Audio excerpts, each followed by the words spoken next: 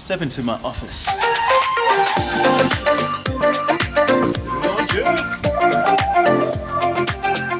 We're back in Bali. We're back at the edge, one of my favorite resorts to film at. What I want to show you is the Hyperlapse mode on the Mavic 2.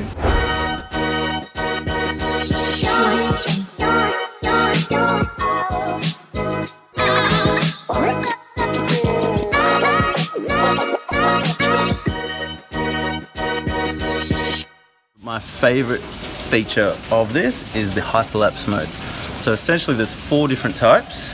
There's free, there's circle, there's a course lock, and the waypoint. So my top 3, the ones that I use the most, is the waypoint, course lock, and the circle. The free is basically you just flying the thing yourself, and out of the whole drone movement, it turns that into your hyperlapse.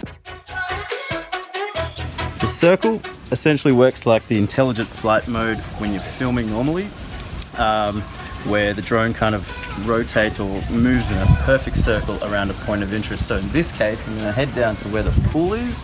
That's hanging off the cliff, and I'm going to get a really nice half circle orbit around the pool. And there's a lot of stuff happening down there. There's a bit of a party going on, so hopefully we'll get a lot of movement. I'm going to hit circle, and first off, I'm going to highlight the point of interest that I want the drone to circle around.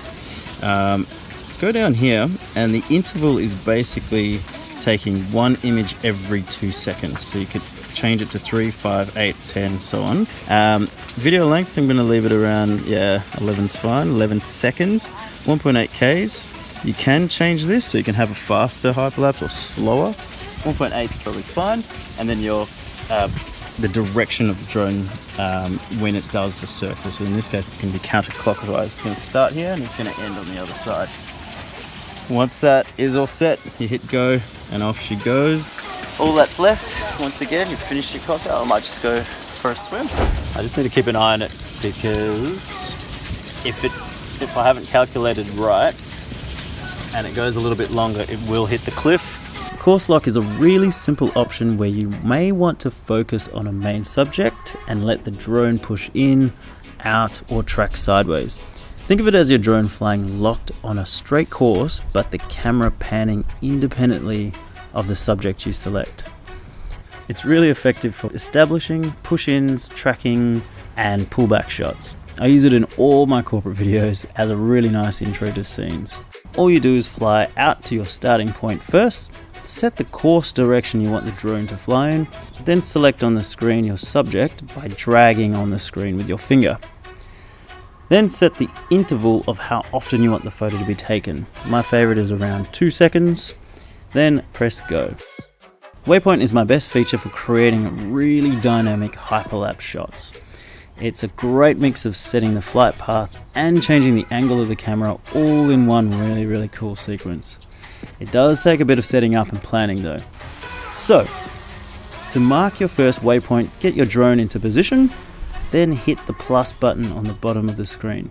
Keep in mind, every time you hit that plus button, you are recording the position of the drone and also the camera angle. After you mark your first position, you will physically need to fly your drone to the next spot. Get there, then press the plus button again to add another waypoint and keep going. You will notice on the app, all the waypoints are marked by a blue dot.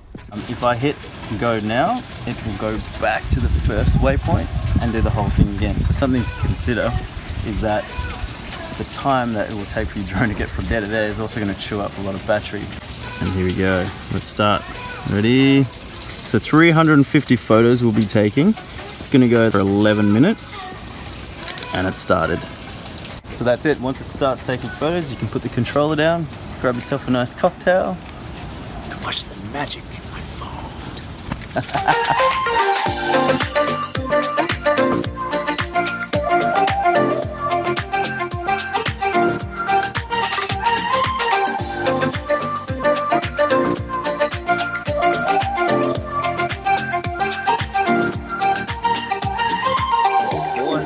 To survive when one just breaks, one slow suicide while one just